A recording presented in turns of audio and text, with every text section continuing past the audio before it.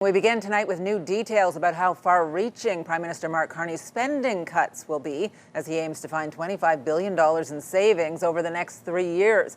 In addition to asking every federal department to cut spending, Crown corporations will also have to find significant savings, which could result in job losses here in Ottawa.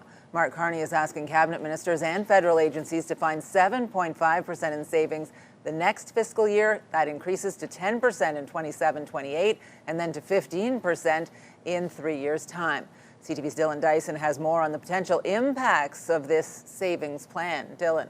Patricia, Ottawa is a government town, so that means many of the cuts Carney is calling for will be felt here, affecting workplaces and services such as the Bank of Canada, CBC, Via Rail, and national museums. Yeah, as you think.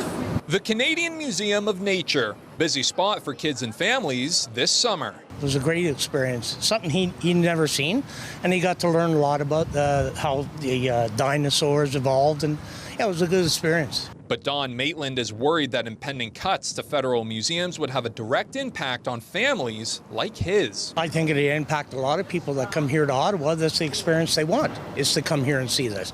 I mean, if he cuts that, he should cut somewhere else and leave these alone. The federal government is aiming to find $25 billion in savings over the next 3 years and is asking federal departments to come up with a plan to do that. The Treasury Board president confirming to CTV News, Crown corporations will also have to cut spending. In a statement, the Treasury Board says, using a phased approach over the next 3 years, organizations will identify savings of up to 15% from their assigned spending base. This review reflects a return to core responsibilities with a clear focus on fiscal discipline, quality service delivery, and long-term economic growth. 15%? Yeah, it might be doable.